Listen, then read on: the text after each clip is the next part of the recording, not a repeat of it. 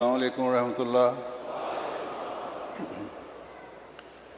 اشہد ان لا الہ الا اللہ وحدہ لا شریک لہ واشہد ان محمدا عبدہ ورسولہ. اما بعد فاعوذ باللہ من الشیطان الرجیم. بسم اللہ الرحمن الرحیم. الحمد للہ رب العالمین الرحمن الرحیم مالک یوم الدین. ایاک نعبد و ایاک نستعین.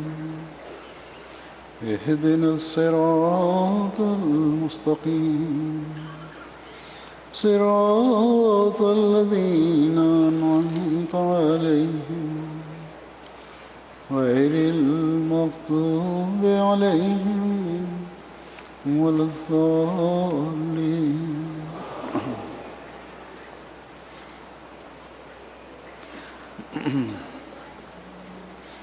آج کل مذہب کے خلاف جو طاقتیں ہیں اس بات پر اپنا پورا زور لگانے کی کوشش کر رہی ہیں کہ کس طرح دنیا میں مذاہب کو ماننے والوں کو مذہب سے متنفر کر کے ہٹایا جائے، اور خاص طور پر مسلمانوں کو پہ بھی بڑا حملہ ہے. یہ کہا جاتا ہے کہ مذہب کی تعلیم اس نئے زمانے سے میل نہیں کھاتی. زمانے کے حالات بدل گئے ہیں. نئے زمانے کے ساتھ ہمیں اپنے آپ کو ڈھالنا چاہیے.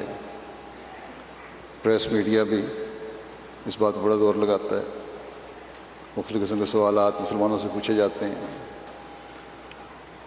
کہتے ہیں کہ اول تو مذہب کی ضرورت نہیں، انسان بہت ترقی کر گیا ہے، اور مذاہب جو ہیں وہ تو دقیانوسی باتیں کرتے ہیں.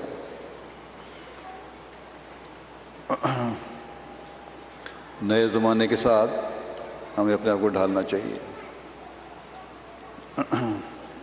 نئی روشنی میں جو اب ہمیں اپنے حقوق اور نئی چیزوں اور نئی باتوں کو پتہ لگ گیا ہے، اور اگر مذہب پر چلنا ہے تو پھر ان کے یہ اعتراض ہوتے ہیں، تو پھر اس کی بعض تعلیمات میں تبدیلی کرنے کی ضرورت ہے تاکہ زمانے کی نئی روشنی کے ساتھ ہم چل سکیں. اور زمانے کی نئی روشنی کیا ہے؟ حقوق کے حصول اور آزادی کے نام پر بچوں کو ماں باپ کے اثر سے نکالنا، بچوں کو باتوں کی جن کا ابھی ان میں شعور پیدا نہیں ہوا اس کی تعلیم دینا، غیر فطری جنسی تعلقات کو قانونی تحفظ دینا، اور اس قسم کی اور لغو اور بیہودہ باتیں ہیں جو بعض یہ لوگ کہتے ہیں کہ مذہب جو ہمیں ان سے روکتا ہے، اس کو اس لیے ان کو لاگو کرنا چاہیے. اور بعض مذہبی لوگ ایسے ہیں، یا اپنے آپ کو مذہبی کہنے والے ہیں، یا بعض مسلمان کہنے والے بھی ہیں، اور وہ کہتے ہیں کہ واقعی ہمیں بعض تبدیلیاں کرنی چاہیے. عیسائی دنیا میں تو ہم دیکھتے ہیں کہ اس حوالے سے مذہبی ادراک رکھنے والے اور مذہب کی تعلیم دینے والوں میں اس بات پر اختلاف ہے، اور یہ باتیں اخباروں وغیرہ میں بھی آ جاتی ہیں، میڈیا پہ بھی آ جاتی ہیں کہ بعض کے خیال میں ہمیں بعض لوگ یہ خیال کرتے ہیں، عیسائی اسکالر بھی، کہ بائبل کی بعض بنیادی باتوں میں ہمیں تبدیلی کر لینی چاہیے۔ اصل میں تو یہ مذہب سے لا علمی اور اپنے مذہب پر یقین نہ ہونے کی نشانی ہے۔ اگر مذہب پر یقین ہو، اگر زندہ خدا کی طاقتوں پر یقین ہو، اگر اب بھی یہ یقین ہو کہ خدا تعالیٰ بولتا ہے اور اپنے نشانات ظاہر کرتا ہے، تو پھر اپنی مذہبی کتابوں کو بدلنے کی باتیں نہ ہوں۔ لیکن ہم اللہ تعالیٰ کے فضل سے اس بات پر یقین رکھتے ہیں کہ قرآن کریم خدا تعالیٰ کا کلام ہے، اور اللہ تعالیٰ نے اسے محفوظ رکھنے کا اعلان اور وعدہ فرمایا ہوا ہے۔ باقی مذہبی صحیفے تو پہلے ہی مختلف وقتوں میں ان مذاہب کے علماء کی اپنی مرضی کے مطابق بدلتے رہے ہیں اور اپنی اصلی صورت میں قائم ہی نہیں ہیں۔ اب بھی چاہیں تو ان لوگوں کو اختیار ہے کہ بدل لیں زمانے کے حالات کے مطابق، لیکن قرآن کریم 1400 سال سے اپنی اصلی حالت میں ہے اور تا قیامت انشاءاللہ تعالی رہے گا، اور اس میں بیان کردہ تعلیم تا قیامت قائم رہنے والی تعلیم ہے، ہر زمانے کے انسان کے لیے تعلیم ہے۔ اللہ تعالیٰ نے اس زمانے میں بھی اپنے وعدے کے مطابق اپنے فرستادے کو بھیج کر اسے محفوظ رکھنے کے سامان کیے ہیں، جنہوں نے ہمیں اس میں چھپے خزانوں کی نشاندہی کی اور تفسیر کر کے اور وضاحت کر کے بتایا کہ معاشرتی تمدنی تعلقات سے لے کر حکومتوں اور بین الاقوامی تعلقات تک اور تعلقات اور ان کے حقوق کی تعلیم اس میں موجود ہے۔ اسی طرح ان باتوں سے لے کر جو ہماری روحانی ترقی کے لیے ضروری ہیں، علمی اور سائنسی باتوں تک کا اس میں بیان ہے۔ اس میں اللہ تعالیٰ کے حقوق بھی ہیں اور اس کے بندوں کے حقوق بھی بیان ہوئے ہیں۔ اس لیے ہمیں کوئی ضرورت نہیں ان لوگوں کی باتوں سے متاثر ہونے کی یا کسی بھی قسم کے احساس کمتری میں مبتلا ہونے کی، جو یہ کہتے ہیں کہ نئی روشنی کے مطابق قرآن کریم میں بھی تبدیلیوں کی ضرورت ہے۔ ہر جگہ پریس یہ سوال ضرور کرتا ہے، اور بعض مسلمان جو اپنے آپ کو نئی روشنی اور دنیاوی علم کے حاصل کرنے والا سمجھتے ہیں، اس کا ماہر سمجھتے ہیں، ان لوگوں کی باتوں سے متاثر ہو جاتے ہیں اور اس بات کا اظہار کر دیتے ہیں کہ بعض بنیادی اخلاقی اور حقوق کی باتیں جو ہیں یا حقوق کی باتیں جو ہیں وہ نئی روشنی کے مطابق ان کی تطبیق ہونی چاہیے۔ ان لوگوں نے کبھی قرآن کریم پر غور ہی نہیں کیا، اور اگر کیا تو ان لوگوں کی تفسیروں کے مطابق کیا جو قرآن میں پنہاں اور چھپے ہوئے معنوں تک پہنچ ہی نہیں سکتے تھے، اور مذہب مخالف طاقتوں کی اس چال کو نہیں سمجھ سکے کہ ان کی یہ کوششیں دہریت پھیلانے کے لیے ہیں۔ بس ہمیں اس دہریت اور اسلام مخالف طاقتوں کا مقابلہ کرنا ہے۔ قرآن کریم نے زمانے کے مطابق ہر چھوٹی سے چھوٹی بات اور ضرورت کو بیان فرمایا ہے۔ قرآن کریم نے اور آن حضرت صلی اللہ علیہ وسلم نے ہمارے حقوق قائم کیے،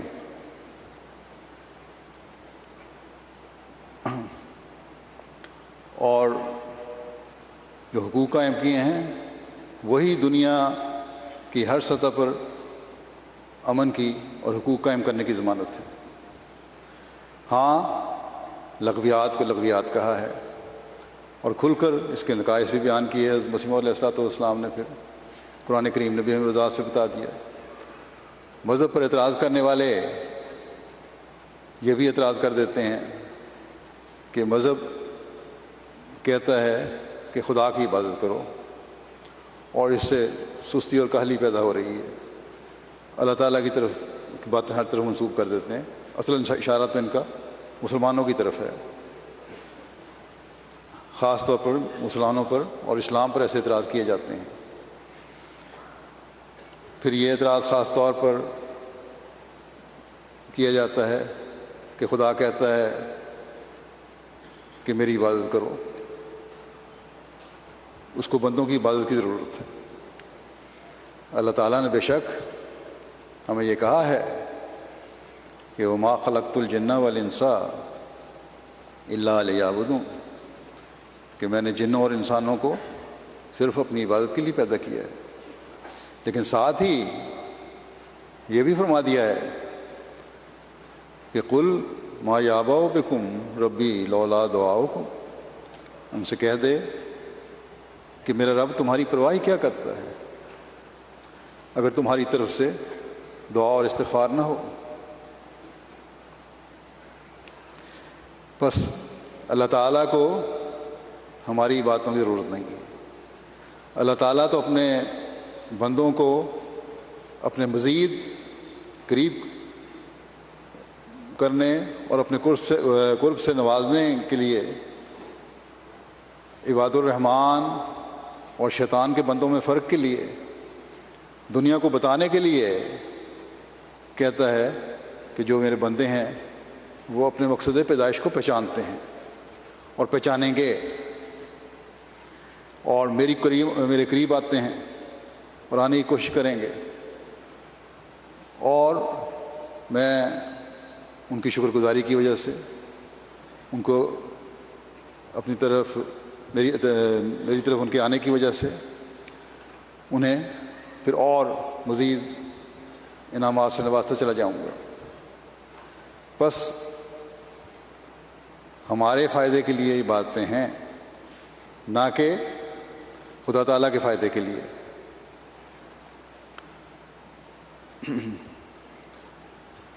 جہاں دنیا والے اسلام پر اعتراض کرنے والے یہ بھی اعتراض کرتے ہیں کہ اسلام حقوق کی حفاظت نہیں کرتا. اس وقت میں اس حوالے سے بعض حقوق کا ذکر ان حقوق میں سے کروں گا جو قرآن کریم نے بیان فرمائے ہیں. یہ حقوق ہر زمانے کے لیے قائم ہیں، اور یہی حقوق جیسا کہ میں نے پہلے بھی کہا امن کی حقیقی ضمانت ہے. ان لوگوں نے تو خود حقوق کے نام پر دنیا میں ایک فساد پیدا کیا ہوا ہے، اور الزام یہ دیتے ہیں کہ اسلام حقوق کی حفاظت نہیں کرتا اور اسلام کے نام پر دنیا کا امن برباد ہو رہا ہے. قرآن کریم ایک جامع اور مکمل کتاب ہے جس میں حقوق اللہ اور حقوق العباد کا ذکر ہے. اس وقت میں حقوق العباد کے حوالے سے قرآن آیات پیش کروں گا. اللہ تعالیٰ فرماتا ہے وَاعْبُدُوا اللَّهَ وَلَا تُشْرِكُوا بِهِ شَيْئًا وَبِالْوَالِدَيْنِ إِحْسَانًا وَبِذِي الْقُرْبَى وَالْيَتَامَى وَالْمَسَاكِينِ وَالْجَارِ ذِي الْقُرْبَى وَالْجَارِ الْجُنُبِ وَالصَّاحِبِ بِالْجَنبِ وَابْنِ السَّبِيلِ وَمَا مَلَكَتْ أَيْمَانُكُمْ إِنَّ اللَّهَ لَا يُحِبُّ مَنْ كَانَ مُخْتَالًا فَخُورًا. اور اللہ کی عبادت کرو اور کسی چیز کو اس کا شریک نہ ٹھہراؤ، اور والدین کے ساتھ احسان کرو، اور قریبی رشتہ داروں سے بھی، اور یتیموں سے بھی، اور مسکین لوگوں سے بھی، اور رشتہ دار ہمسایوں سے بھی، اور غیر رشتہ دار ہمسایوں سے بھی، اور اپنے ہم جلیسوں سے بھی، اور مسافروں سے بھی، اور ان سے بھی جن کے تمہارے داہنے ہاتھ مالک ہوئے. یقین اللہ اس کو پسند کرتا ہے، اس کو پسند نہیں کرتا جو متکبر اور شیخی بگاڑنے والا ہے۔ اب دیکھیں یہ خوبصورت تعلیم، یہاں اللہ تعالیٰ نے اس تعلیم میں اپنی عبادت کے ساتھ قربت کے تعلقات کے مطابق حق ادا کرنے والے کی ہدایت فرمائی ہے کہ کس طرح تم نے بندوں کے حق ادا کرنے ہیں۔ حضرت صلی اللہ علیہ وسلم نے جو معاشرے کے امن اور حق قائم کرنے کی نصیحت فرمائی، ان میں ایک یہ ہے، حضرت ابو ہریرہ سے روایت ہے کہ رسول اللہ صلی اللہ علیہ وسلم نے فرمایا، جو لوگوں کا شکر ادا نہیں کرتا وہ اللہ کا شکر بھی ادا نہیں کرتا۔ آپس میں جو تمہارے تعلقات ہیں، لین دین ہے، اس میں اگر تمہاری شکر گزاری کے اظہار ہوں گے تو پھر تمہارے حق بھی صحیح قائم ہوں گے اور معاشرے کا امن بھی صحیح طرح قائم ہوگا۔ اس زمانے میں ہمیں حضرت مسیح موعود علیہ الصلوۃ والسلام نے کس طرح ان حقوق کی ادائیگی کی قرآن و حدیث کی روشنی میں نصیحت فرمائی ہے۔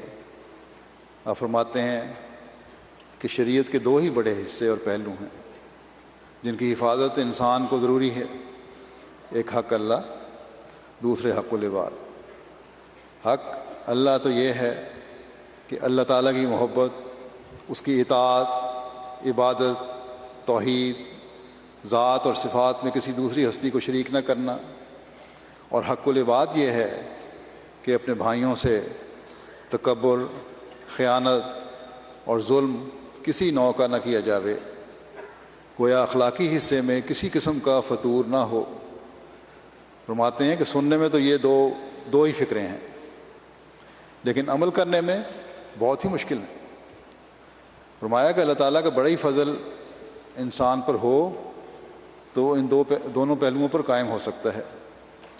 کسی میں قوت غضبی بڑھی ہوئی ہوتی ہے، غصہ جلدی آ جاتا ہے، جب وہ جوش مارتی ہے تو نہ اس کا دل پاک رہ سکتا ہے نہ زبان، دل سے اپنے بھائی کے خلاف ناپاک منصوبے کرتا ہے اور زبان سے گالی دیتا ہے اور پھر کینہ پیدا کرتا ہے۔ کسی میں قوت شہوت غالب ہوتی ہے اور اس میں گرفتار ہو کر حدود اللہ کو توڑتا ہے۔ غرض جب تک انسان کی اخلاقی حالت بالکل درست نہ ہو، وہ کامل الایمان جو منعم علیہ گروہ میں داخل کرتا ہے اور جس کے ذریعے سچی معرفت کا نور پیدا ہوتا ہے، اس میں داخل نہیں ہو سکتا۔ بس فرماتے ہیں بس دن رات یہی کوشش ہونی چاہیے کہ بعد اس کے جو انسان سچا معاہد ہو، اپنے اخلاق کو درست کرے۔ میں دیکھتا ہوں کہ اس وقت اخلاقی حالت بہت ہی گری ہوئی ہے، اکثر لوگوں میں بدظنی کا مرض بڑھا ہوا ہوتا ہے، وہ اپنے بھائی سے نیک ظنی نہیں رکھتے اور ادنا سی بات پر اپنے دوسرے بھائی کی نسبت برے خیالات کرنے لگتے ہیں اور ایسے عیوب اس کی طرف منسوب کرنے لگتے ہیں کہ اگر وہی عیب اس کی طرف منسوب کیے جائیں تو اس کو برا لگے۔ فرمایا کہ اول تو ضروری ہے کہ حد الوسع اپنے بھائیوں پر بدظنی نہ کرے، نہ کی جاوے اور ہمیشہ نیک ظن رکھا جاوے، کیونکہ اس سے محبت بڑھتی ہے اور انس پیدا ہوتا ہے اور آپس میں قوت پیدا ہوتی ہے، اور اس کے باعث انسان بعض دوسرے عیوب مثلاً کینہ، بغض، حسد وغیرہ سے بچا رہتا ہے۔ فرمایا کہ بہت سے ہیں جن میں اپنے بھائیوں کے لیے کچھ بھی ہمدردی نہیں، اگر ایک بھائی بھوکا مرتا ہو تو دوسرا توجہ نہیں کرتا اور اس کی خبرگیری کے لیے تیار نہیں ہوتا، یا اگر وہ کسی اور قسم کی مشکلات میں ہے تو اتنا نہیں کرتے کہ اس کے لیے اپنے مال کا کوئی حصہ خرچ کریں۔ حدیث شریف میں ہمسایہ کی خبرگیری اور اس کے ساتھ ہمدردی کا حکم آیا ہے، بلکہ یہاں تک بھی ہے کہ اگر تم گوشت پکاؤ تو شوربہ زیادہ کر لو تاکہ اسے بھی دے سکو۔ اب کیا ہوتا ہے، اپنا ہی پیٹ پالتے ہیں لیکن اس کی کچھ پرواہ نہیں۔ اور یہاں ان ترقی یافتہ ملکوں میں کیا ہے، گزشتہ ایک سروے تھا، اس سے پتہ لگا کہ چیریٹی میں سب سے زیادہ جو چیریٹی دینے والے لوگ ہیں وہ مذہبی لوگ ہیں، اور ان میں بھی مسلمانوں میں سب سے زیادہ اس کا رواج ہے۔ دنیا داروں میں جو حقوق قائم کرنے والے ہیں وہ چیریٹی کی طرف توجہ ہی نہیں کرتے۔ ہاں اس بات کو خوش ہو جاتے ہیں کہ ہماری اتنی چیریٹی فلاں آرگنائزیشن نے اکٹھی کر لی، لیکن خود اس طرح توجہ نہیں۔ آپ فرماتے ہیں کہ ہر شخص کو ہر روز اپنا مطالعہ کرنا چاہیے کہ وہ کہاں تک ان امور کی پرواہ کرتا ہے اور کہاں تک وہ اپنے بھائیوں سے ہمدردی اور سلوک کرتا ہے۔ فرمایا کہ حدیث صحیح میں آیا ہے کہ قیامت کے روز خدا تعالیٰ کہے گا کہ میں بھوکا تھا، تم نے مجھے کھانا نہ کھلایا، میں پیاسا تھا اور تو نے مجھے پانی نہ دیا، میں بیمار تھا، تم نے میری عیادت نہ کی۔ جن لوگوں سے یہ سوال ہوگا وہ کہیں گے کہ اے ہمارے رب، تو کب بھوکا تھا جو ہم نے کھانا نہیں کھلایا، تو کب پیاسا تھا جو ہم نے پانی نہیں پلایا، اور تو کب بیمار تھا جو تیری عیادت نہیں کی۔ پھر خدا تعالیٰ فرمائے گا کہ میرا فلاں بندہ جو ہے وہ ان باتوں کا محتاج تھا مگر تم نے اس کی کوئی ہمدردی نہ کی، اس کی ہمدردی میری ہی ہمدردی تھی۔ ایسا ہی ایک اور جماعت کو کہے گا کہ شاباش تم نے میری ہمدردی کی، میں بھوکا تھا تم نے مجھے کھانا کھلایا، میں پیاسا تھا تم نے مجھے پانی پلایا وغیرہ۔ وہ جماعت عرض کرے گی کہ اے ہمارے خدا، ہم نے کب تیرے ساتھ ایسا کیا؟ تب اللہ تعالیٰ جواب دے گا کہ میرے فلاں بندے کے ساتھ جو تم نے ہمدردی کی وہ میری ہی ہمدردی تھی۔ دراصل خدا تعالیٰ کی مخلوق کے ساتھ ہمدردی کرنا بہت ہی بڑی بات ہے اور خدا تعالیٰ اس کو بہت پسند کرتا ہے۔ اس سے بڑھ کر اور کیا ہوگا کہ اس سے اپنی ہمدردی ظاہر کرتا ہے۔ فرماتے ہیں کہ بس جو شخص خدا تعالیٰ کی مخلوق کے ساتھ ہمدردی کرتا ہے وہ گویا اپنے خدا کو راضی کرتا ہے۔ غرض اخلاق ہی ساری ترقیات کا زینہ ہے۔ آپ فرماتے ہیں کہ میری دانست میں یہی پہلو حقوق العباد کا ہے جو حقوق اللہ کے پہلو کو تقویت دیتا ہے۔ جو شخص نوع انسان کے ساتھ اخلاق سے پیش آتا ہے خدا تعالیٰ اس کے ایمان کو ضائع نہیں کرتا۔ جب انسان خدا تعالیٰ کی رضا کے لیے ایک کام کرتا ہے اور اپنے ضعیف بھائی کی ہمدردی کرتا ہے تو اس اخلاص سے اس کا ایمان قوی ہوتا ہے۔ فرماتے ہیں پس مخلوق کی ہمدردی ایک ایسی شے ہے کہ اگر انسان اسے چھوڑ دے اور اس سے دور ہوتا جاوے تو رفتہ رفتہ پھر وہ درندہ ہو جاتا ہے۔ انسان کی انسانیت کا یہی تقاضا ہے اور وہ اسی وقت تک انسان ہے جب تک اپنے دوسرے بھائی کے ساتھ مروت، سلوک اور احسان سے کام لیتا ہے اور اس میں کسی قسم کی تفریق نہیں ہے۔ فرمایا یاد رکھو ہمدردی کا دائرہ میرے نزدیک بہت وسیع ہے۔ تم خدا تعالیٰ کی ساری مخلوق سے ہمدردی کرو، خواہ وہ کوئی ہو، ہندو ہو یا مسلمان یا کوئی اور۔ میں کبھی ایسے لوگوں کی باتیں پسند نہیں کرتا جو ہمدردی کو صرف اپنی ہی قوم سے مخصوص کرنا چاہتے ہیں۔ فرمایا میں تمہیں بار بار یہی نصیحت کرتا ہوں کہ تم ہرگز اپنی ہمدردی کے دائرے کو محدود نہ کرو۔ یہ ایک عمومی نصیحت آپ نے فرما دی ہمیں، اور یہی وہ تعلیم ہے جو قرآن کریم کی تعلیم کا خلاصہ ہے، جس میں تمام حقوق قائم کیے گئے ہیں۔ پھر یہ کہتے ہیں کہ مذہب میں چلنے والے لوگوں کے حقوق ادا نہیں کرنے والے ہوتے، صرف یہی سمجھتے ہیں کہ اللہ کی عبادت کر لی اور کافی ہو گیا۔ اس عمومی نصیحت کے بعد اب میں بعض انفرادی حقوق کے بارے میں بیان کرتا ہوں جن کی ادائیگی کا اللہ تعالیٰ نے ہمیں حکم دیا ہے۔ اللہ تعالیٰ ایک جگہ فرماتا ہے کہ وَقَضَىٰ رَبُّكَ أَلَّا تَعْبُدُوا إِلَّا إِيَّاهُ وَبِالْوَالِدَيْنِ إِحْسَانًا إِمَّا يَبْلُغَنَّ عِندَكَ الْكِبَرَ أَحَدُهُمَا أَوْ كِلَاهُمَا فَلَا تَقُل لَّهُمَا أُفٍّ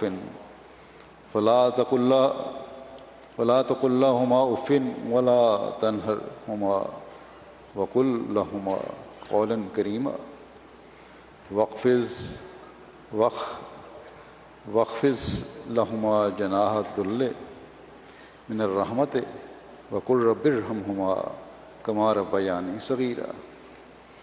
کہ اور تیرے رب نے فیصلہ صادر کر دیا ہے کہ تم اس کے سوا کسی کی عبادت نہ کرو اور والدین سے اس کا سلوک کرو، اور اگر ان دونوں میں سے کوئی ایک تیرے پاس بڑھاپے کی عمر کو پہنچے یا وہ دونوں ہی تو انہیں اف تک نہ کہے اور انہیں ڈانٹ نہیں اور انہیں نرمی اور عزت کے ساتھ مخاطب کر۔ اور ان دونوں کے لیے رحم سے عجز کا پر جھکا دے اور کہے کہ اے میرے رب ان دونوں پر رحم کر جس طرح ان دونوں نے بچپن میں میری تربیت کی۔ پھر والدین کے حقوق اور ان سے سلوک کے بارے میں اللہ تعالیٰ فرماتا ہے وَوَصَّيْنَا الْإِنسَانَ بِوَالِدَيْهِ حَمَلَتْهُ أُمُّهُ وَهْنًا عَلَىٰ وَهْنٍ وَفِصَالُهُ فِي عَامَيْنِ أَنِ اشْكُرْ لِي وَلِوَالِدَيْكَ إِلَيَّ الْمَصِيرُ وَإِنْ جَاهَدَاكَ عَلَىٰ أَن تُشْرِكَ بِي مَا لَيْسَ لَكَ بِهِ عِلْمٌ فَلَا تُطِعْهُمَا وَصَاحِبْهُمَا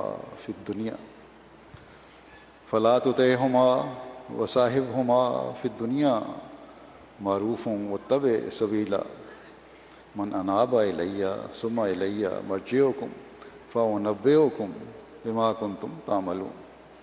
اور ہم نے انسان کو اس کے والدین کے حق میں تاکیدی نصیحت کی۔ اس کی ماں نے اسے کمزوری پر کمزوری میں اٹھائے رکھا اور اس کا دودھ چھڑانا 2 سال میں مکمل ہوا، اور اسے ہم نے یہ تاکیدی نصیحت کی کہ میرا شکر ادا کر اور اپنے والدین کا بھی میری ہی طرف لوٹ کر آنا ہے۔ اگر وہ دونوں بھی تجھ سے جھگڑا کریں کہ تو میرا شریک ٹھہرا جس کا تجھے کوئی علم نہیں، تو ان دونوں کی اطاعت نہ کر اور ان دونوں کے ساتھ دنیا میں دستور کے مطابق رفاقت جاری رکھ اور اس کے راستے کی اتباع کر جو میری طرف جھکا، پھر میری طرف ہی تمہارا لوٹ کر آنا ہے، پھر میں تمہیں اس سے آگاہ کروں گا جو تم کرتے رہے ہو۔ اللہ تعالیٰ نے یہ تو ضرور فرما دیا کہ تم نے شرک نہیں کرنا، لیکن والدین کی اگر ایسا کا حکم ہے شرک کا وہ نہیں ماننا، لیکن اس کے باوجود تم نے جو ان کے حقوق ہیں وہ ادا کرنے، وہ حقوق تلف نہیں کرنے، کبھی ان کو کبھی بھولنا نہیں۔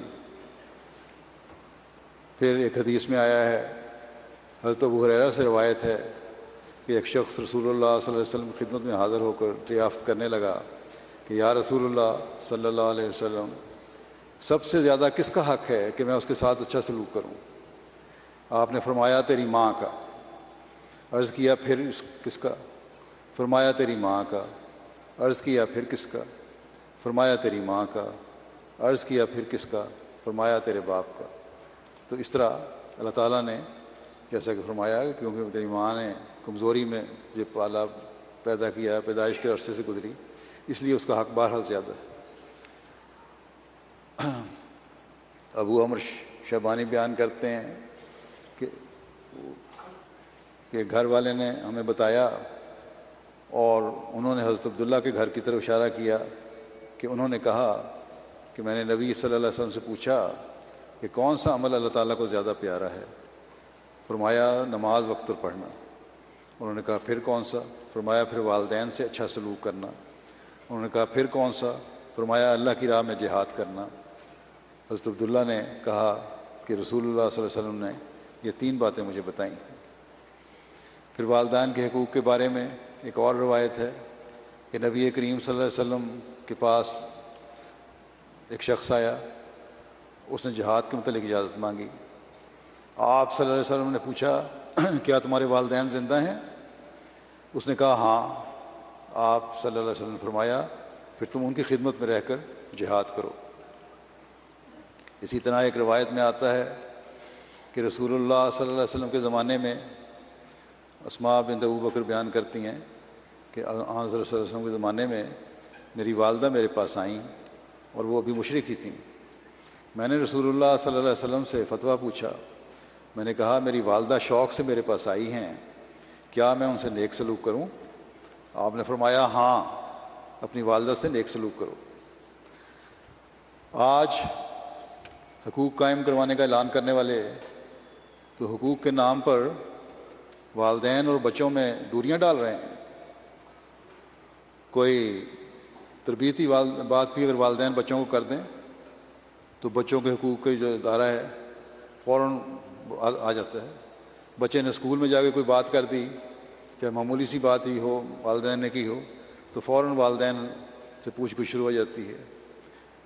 اب خود یہ لوگ شور کرنے لگ گئے ہیں، ان میں ایسے طبقے اٹھنے لگ گئے ہیں، لوگوں کی آوازیں اٹھنے لگ گئی ہیں اور میڈیا میں بھی آنے لگ گئی ہیں کہ یہ کیا تماشا بنایا ہوا ہے تم لوگوں نے کہ ذرا ذرا سی بات پر ہمارے بچوں کو تم خراب کرنے لگے ہو بجائے ان کی اصلاح کرنے کے اور تربیت کرنے کے۔ والدین کے حقوق کے متعلق حضرت مسیح علیہ الصلوۃ والسلام فرماتے ہیں کہ جو شخص اپنے ماں باپ سے اس طرح بدسلوکی کرتا ہے، ماں باپ سے بدسلوکی کرتا ہے، وہ میری جماعت میں سے نہیں ہے، جیسا کہ فرمایا کہ وہ شخص اپنے ماں باپ کی عزت نہیں کرتا اور امور معروفہ میں جو خلاف قرآن نہیں ہے۔ بیان فرما رہے ہیں کہ جو معروف امور ہیں جو خلاف قرآن نہیں ہیں، ان میں اگر ان کی بات نہیں مانتے تو پھر تمہارا میرے سے کوئی تعلق نہیں۔ فرمایا کہ امور معروفہ میں جو خلاف قرآن نہیں ہیں ان کی بات کو نہیں مانتا اور ان کی تعہد خدمت سے لاپرواہ ہے، وہ میری جماعت میں سے نہیں ہے۔ پھر آپ فرماتے ہیں پہلی حالت انسان کی نیک بختی کی ہے کہ والدہ کی عزت کرے۔ اویس کرنے کے لیے بسا اوقات رسول اللہ صلی اللہ علیہ وسلم یمن کی طرف منہ کر کے کہا کرتے تھے کہ مجھے یمن کی طرف سے خدا کی خوشبو آتی ہے۔ آپ یہ بھی فرمایا کرتے تھے کہ وہ اپنی والدہ کی فرما برداری میں بہت مصروف رہتا ہے اور اسی وجہ سے میرے پاس بھی نہیں آ سکتا۔ بظاہر یہ بات ایسی ہے کہ پیغمبر خدا صلی اللہ علیہ وسلم موجود ہیں، مگر وہ ان کی زیارت نہیں کر سکتے۔ صرف اپنی والدہ کی خدمت گزاری اور فرما برداری میں پوری طرح مصروفیت کی وجہ سے۔ مگر میں دیکھتا ہوں، آپ فرماتے ہیں کہ میں دیکھتا ہوں کہ رسول اللہ صلی اللہ علیہ وسلم نے دو ہی آدمیوں کو السلام علیکم کی خصوصیت سے وصیت فرمائی، یا اویس کو یا مسیح کو۔ یہ ایک عجیب بات ہے جو دوسرے لوگوں کو ایک خصوصیت کے ساتھ نہیں ملی۔ چنانچہ لکھا ہے کہ جب حضرت عمر ان سے ملنے کو گئے تو اویس نے فرمایا کہ والدہ کی خدمت میں مصروف رہتا ہوں اور میرے اونٹوں کو فرشتے چرایا کرتے ہیں۔ ایک تو یہ لوگ ہیں جنہوں نے والدہ کی خدمت میں اس قدر صحیح کی اور پھر یہ قبولیت اور عزت پائی، اور ایک وہ ہیں جو پیسے کے لیے مقدمات کرتے ہیں اور والدہ کا نام ایسی بری طرح لیتے ہیں کہ رذیل قومیں بھی چوڑے چمار بھی کم لیتے ہوں گے۔ ہماری تعلیم کیا ہے؟ فرمایا کہ ہماری تعلیم کیا ہے؟ صرف اللہ اور رسول صلی اللہ علیہ وسلم کی پاک ہدایت کا بتلا دینا ہے۔ اگر کوئی میرے ساتھ تعلق ظاہر کر کے اس کو ماننا نہیں چاہتا تو ہماری جماعت میں کیوں داخل ہوتا ہے؟ ایسے نمونوں سے دوسروں کو ٹھوکر لگتی ہے اور وہ اعتراض کرتے ہیں کہ ایسے لوگ جو ماں باپ تک کی بھی عزت نہیں کرتے۔ بس ہم تو یہ حق والدین کو دینا چاہتے ہیں۔ ہم نے تو اس نصیحت پر عمل کرنا ہے اور کرتے ہیں جو اللہ تعالیٰ نے بتائی، اس کے رسول نے بتائی اور پھر اس زمانے میں مسیح موعود علیہ الصلوۃ والسلام نے بتائی۔ اور حکومت بچوں کو آزادی کے نام پر ان کو والدین کے خلاف کر رہی ہے۔ اللہ تعالیٰ نے اگر والدین کے حقوق قائم کیے ہیں تو یہ نہیں کہ صرف والدین کے حقوق قائم کر دیے اور بچوں کو محروم کر دیا، بچوں کو بھی ان کے حقوق سے محروم نہیں کیا۔ چنانچہ اللہ تعالیٰ فرماتا ہے کہ وَلَا تَقْتُلُوا أَوْلَادَكُمْ مِنْ إِمْلَاقٍ نَحْنُ نَرْزُقُكُمْ وَإِيَّاهُمْ، کہ رزق کے خوف کی تنگی سے اپنی اولاد کو قتل نہ کرو، ہم تمہیں بھی رزق دیتے ہیں اور ان کو بھی۔ اور اولاد کا قتل کیا ہے؟ ان کی صحیح پرورش نہ کرنا، ان کی دیکھ بھال نہ کرنا، ان کی تعلیم کا خیال نہ رکھنا، ان کی ضروریات کو پوری نہ کرنا۔ بس اللہ تعالیٰ نے ان کے بھی حقوق قائم فرما دیے۔ پھر ایک جگہ فرمایا کہ وَلَا تَقْتُلُوا أَوْلَادَكُمْ خَشْيَةَ إِمْلَاقٍ نَحْنُ نَرْزُقُهُمْ وَإِيَّاكُمْ إِنَّ قَتْلَهُمْ كَانَ خِطْئًا كَبِيرًا۔ اور اپنی اولاد کو کنگال ہونے کے ڈر سے قتل نہ کرو، ہم ہی ہیں جو انہیں رزق دیتے ہیں اور تمہیں بھی ان کو قتل کرنا یقیناً بہت بڑی خطا ہے۔ پھر اللہ تعالیٰ فرماتا ہے کہ والذین آمنوا واتبعتہم ذریتہم بإیمان الحقنا بہم ذریتہم وما علتناہم من عملہم من شیء کل امرئ بما کسب رہین. اور وہ لوگ جو ایمان لائے اور ان کی اولاد نے بھی ایمان کی بدولت ان کی پیروی کی، ان کے ساتھ ہم ان کی اولاد کو بھی ملا دیں گے، جبکہ ان کے عمل میں سے انہیں کچھ بھی کم نہیں دیں گے. ہر شخص اپنے کمائے ہوئے کا رہین ہے. اولاد کا ایمان، ان کی صحیح تربیت، ان کی نیک تربیت، ان کا خیال رکھنا اور اللہ تعالیٰ کے حکموں پر چلنے والا بنانا، یہ اللہ تعالیٰ کی رضا کا حاصل کرنے والا بناتا ہے، اور پھر اللہ تعالیٰ اس کا جزا بھی دیتا ہے. پھر وراثت کا معاملات ہیں تو اس میں بھی اللہ تعالیٰ نے ان کے حقوق قائم فرمائے. حدیث میں آتا ہے کہ حضرت انس بن مالک بیان کرتے ہیں کہ رسول اللہ صلی اللہ علیہ وسلم نے فرمایا اپنی اولاد کی عزت کرو اور ان کی اچھی تربیت کرو. پھر ایک موقع پر آپ صلی اللہ علیہ وسلم نے فرمایا کہ والد کا اولاد کے لیے حسن تربیت سے بہتر کوئی تحفہ نہیں ہو سکتا. آسن رنگ کی تربیت جو ہے وہ سب سے بہترین تحفہ ہے. یہ حق ہے اولاد کا، اس کو تم نے قائم کرنا ہے. بس یہ وہ تعلیم ہے جس پہ ہمیں عمل کرنے کا حکم ہے، اور یہ وہ تعلیم ہے جو معاشرے میں پرامن فضا پیدا کرنے والی ہے، معاشرے کو پرامن بنانے والی ہے، اگلی نسلوں میں اللہ تعالیٰ کی محبت پیدا کرنے والی ہے، اگلی نسلوں میں اللہ تعالیٰ کے حکموں پر چلنے کے لیے ایک جوش اور ایک جذبہ پیدا کرنے والی ہے. بس اس تربیت کی طرف ہمیں توجہ کی ضرورت ہے، نہ کہ اس طرف کہ ہم دنیا داروں سے متاثر ہو جائیں. حضرت مسیح علیہ الصلوۃ والسلام نے اس بات کو بیان فرماتے ہوئے کہ نیک تربیت اولاد کا حق ہے، اب فرمایا کہ اولاد کی خواہش تو لوگ بڑی کرتے ہیں اور اولاد ہوتی بھی ہے، مگر یہ کبھی نہیں دیکھا گیا کہ وہ اولاد کی تربیت اور ان کی عمدہ اور نیک چلن اور ان کو عمدہ اور نیک چلن بنانے اور خدا تعالیٰ کے فرما بردار بنانے کی صحیح اور فکر کریں. نہ کبھی ان کے لیے دعا کرتے ہیں اور نہ مراتب تربیت کو مد نظر رکھتے ہیں. فرمایا کہ میری اپنی تو یہ حالت ہے کہ میری کوئی نماز ایسی نہیں ہے جس میں اپنے دوستوں اور اولاد اور بیوی کے لیے دعا نہیں کرتا. بہت سے والدین ایسے ہیں جو اپنی اولاد کو بری عادتیں سکھا دیتے ہیں. ابتدا میں جب وہ بدی کرنا سیکھنے لگتے ہیں تو ان کو تنبیہ نہیں کرتے، نتیجہ یہ ہوتا ہے کہ وہ دن بدن دلیر اور بے باک ہو جاتے ہیں. بس یہ بھی اولاد کا حق ہے کہ ان کی برائیوں سے بچانے کی کوشش کی جائے، ان کی تربیت کی جائے اور ان کو معاشرے کا فعال حصہ بنایا جائے، نہ یہ کہ ان کو کچھ کہا ہی نہ جائے اور ذرا سے کچھ کہہ دیا کسی نے تو فوراً ان کے حقوق کے ادارے سامنے آ گئے.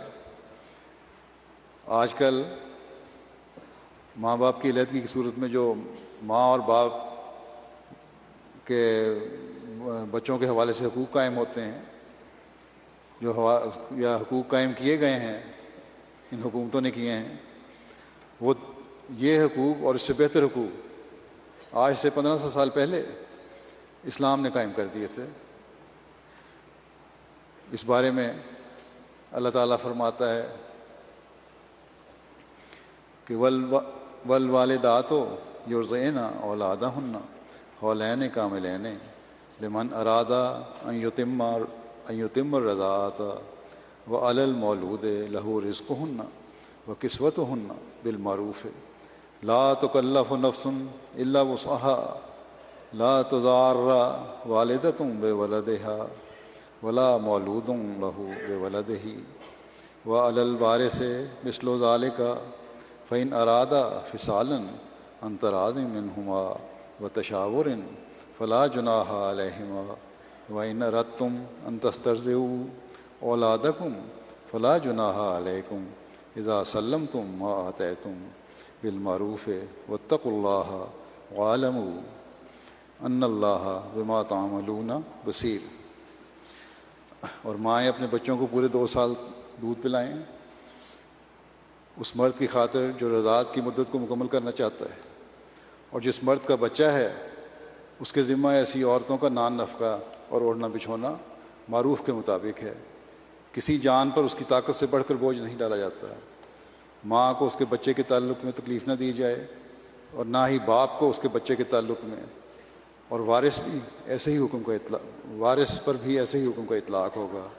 بس اگر وہ دونوں باہم رضامندی اور مشورے سے دودھ چھڑانے کا فیصلہ کر لیں تو ان دونوں پر کوئی گناہ نہیں، اور اگر تم اپنی اولاد کو کسی اور سے دودھ پلوانا چاہو تو تم پر کوئی گناہ نہیں، بشرطے کہ جو کچھ معروف کے مطابق تم نے انہیں دینا تھا ان کے سپرد کر چکے ہو، اور اللہ کا تقوی اختیار کرو اور جان لو کہ اللہ اس پر جو تم کرتے ہو گہری نظر رکھنے والا ہے۔ عورت کے جذبات کا یہاں خیال بھی رکھا ہے، اس کی ضروریات کا خیال بھی رکھا، بچے کی ضرورت کا بھی خیال رکھا، اور اس بات سے بھی روک دیا کہ بچے کی ماں یا باپ جو ہیں بچے کے ماں باپ وہ بچے کو ایک دوسرے کے لیے تکلیف دینے کا ذریعہ نہ بنے۔ یہ بچے کی تربیت پر بھی اس سے اثر ہو سکتا ہے، یہ باتیں بچے کی تربیت پر اثر انداز ہو سکتی ہیں۔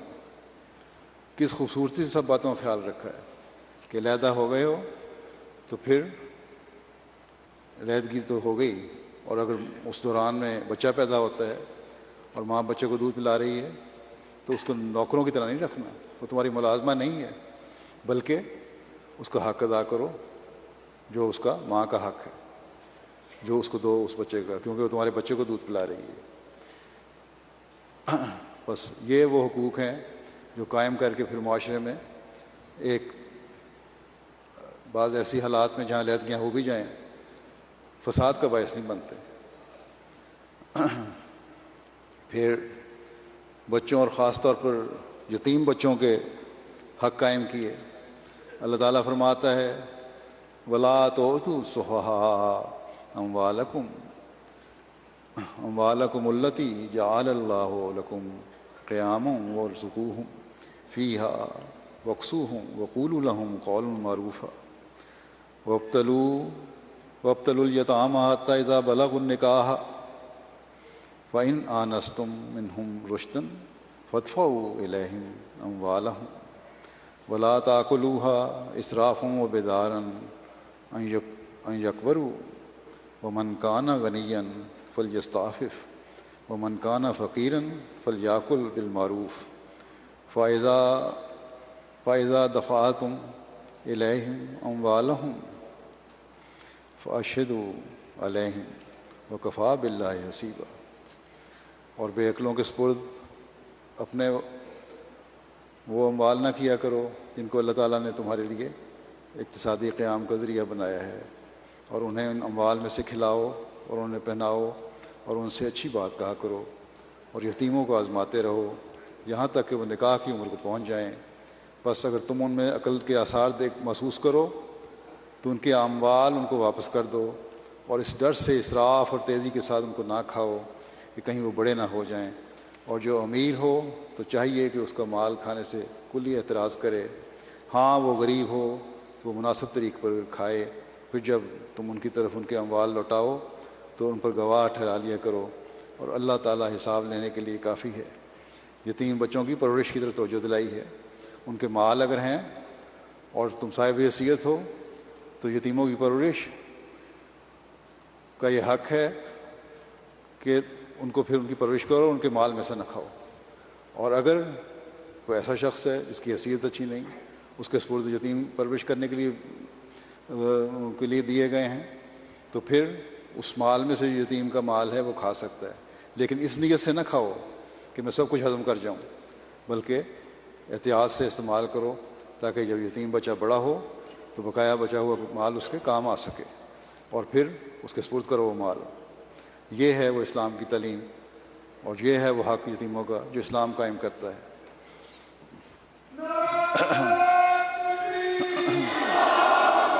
نعرہ تکبیر! حضرت محمد مصطفیٰ محسن انسانیت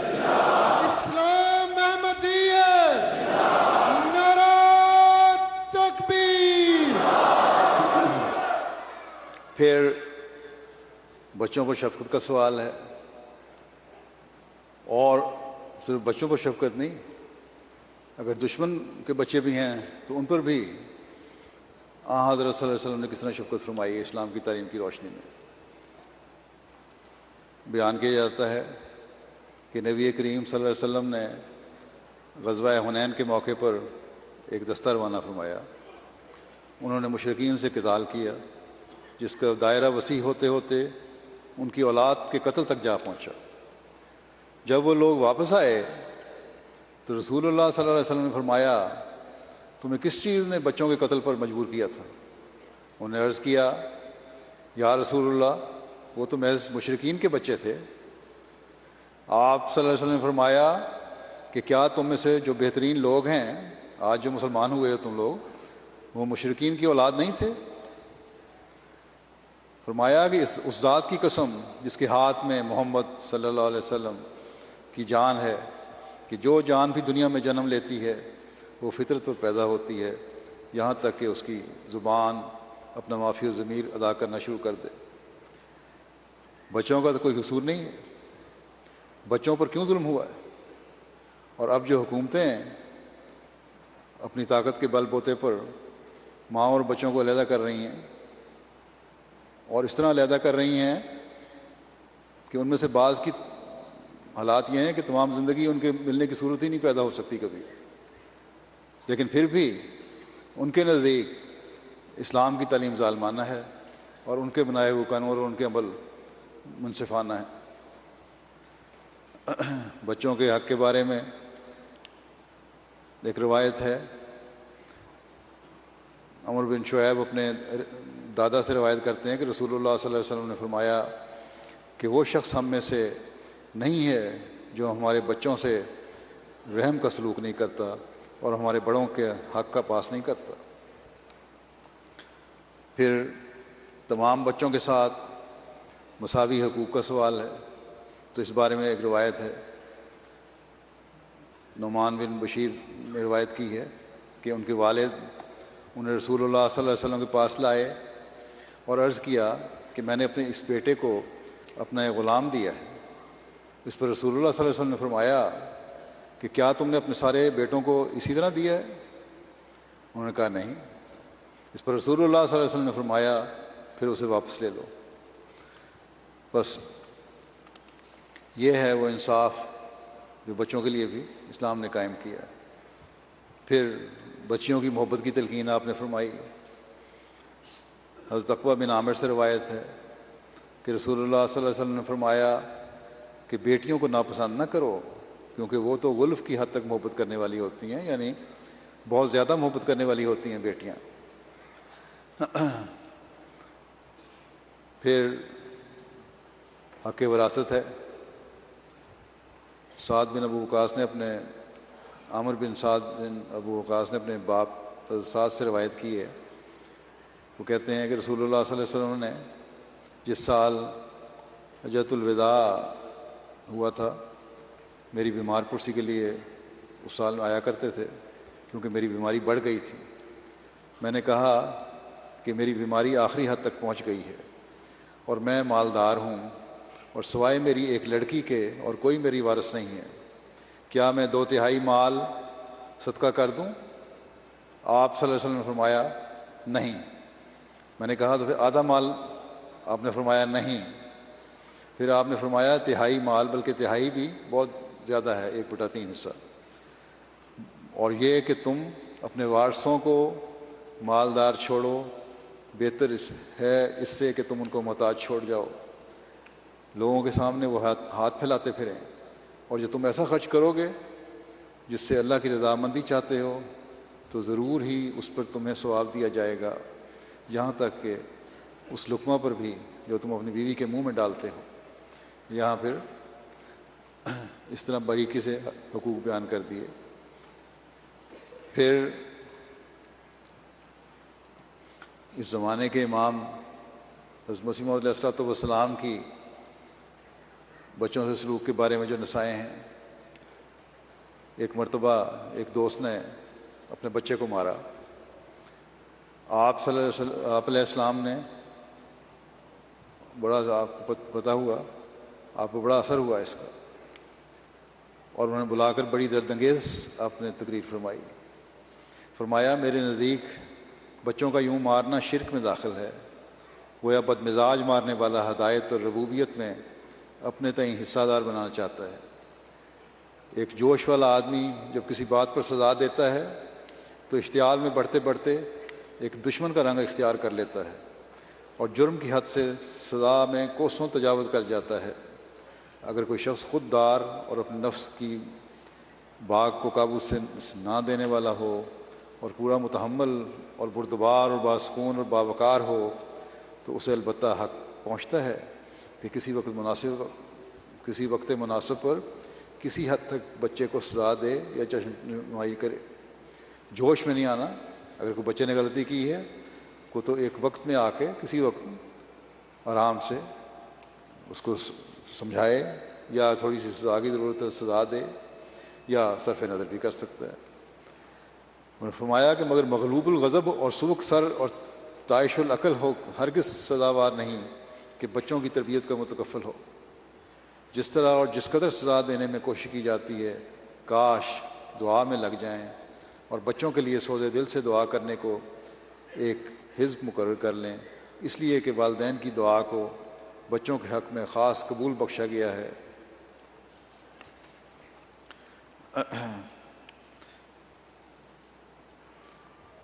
پھر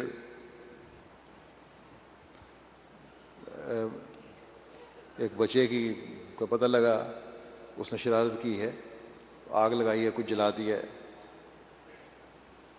اور اس بارے میں بھی اس لیے کہ والدین بعض دفعہ بالکل نگرانی نہیں کرتے، بالکل ہی بچوں کو مادر پدر آزاد چھوڑ دیتے ہیں۔ اس پہ آپ نے فرمایا کہ بچوں کو تنبیہ کر دینا بھی ضروری ہے۔ اگر اس وقت ان کو شرارتوں سے منع نہ کیا جاوے تو بڑے ہو کر انجام اچھا نہیں ہوتا۔ بچپن میں اگر لڑکے کو کچھ تادیب کی جاوے تو اس کو خوب یاد رہتی ہے، کیونکہ اس وقت حافظہ قوی ہوتا ہے۔ یہ ہے سموئی ہوئی تعلیم، یہ ہے بیلنس تعلیم جو اسلام دیتا ہے۔ ان کو تادیب کرنا بھی اگر کبھی وقت ہو، ضرورت ہو تو کر دو، منع نہیں ہے۔ یہاں کی طرح نہیں ہے کہ اب حقوق قائم کرتے پھریں۔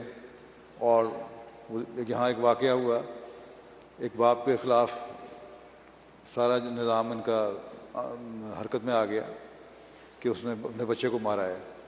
جب تحقیق ہوئی تو پتہ لگا کہ بچہ چولہے پہ کھڑا تھا، تیل ڈالا تھا فرائنگ پین میں، تل رہا تھا، آگ بھڑکی اور تیل میں لگ گئی اور زیادہ شعلے بھڑک اٹھے تو باپ نے گھبرا کر بچے کو دھکا دیا پرے ہٹانے کے لیے اس آگ سے۔ بچے نے وہاں شکایت کر دی محکمے کو، اور محکمے والوں نے آ کے باپ کو بڑی وارننگ دی کہ ہم تمہارا بچہ لے جائیں گے اور تمہیں سزا دیں گے۔ تو یہ حالات ہو جاتے ہیں جو بیلنس تعلیم نہ ہو، جب حقوق قائم کرنے کے لیے انسانی کوششیں ہوں، جب عقل سے کام نہ لیا جائے، جب اللہ تعالیٰ کی طرف سے ملی ہوئی تعلیم پر عمل نہ کیا جائے۔ پھر بیوی کے حقوق ہیں، بچوں کے حقوق ہیں، ان کے لیے اللہ تعالیٰ نے ہمیں دعا بھی سکھا دی کہ والذین یقولون ربنا ہب لنا من ازواجنا وذریاتنا قرۃ اعین وجعلنا للمتقین اماما۔ اور وہ لوگ جو یہ کہتے ہیں کہ اے ہمارے رب، ہمیں اپنی جیون ساتھیوں اور اپنی اولاد سے آنکھوں کی ٹھنڈک عطا کر اور ہمیں متقیوں کا امام بنا۔ تو یہ دعا ہے جو پھر بیوی اور بچوں کے لیے انسان کرتا ہے، اور ان کو یہ پھر ان کی بہتری کے سامان بھی ہوتے ہیں۔ پھر ایک جگہ اللہ تعالیٰ فرماتا ہے کس طرح طلاق کے بعد بیوی کے حقوق قائم کیے گئے ہیں۔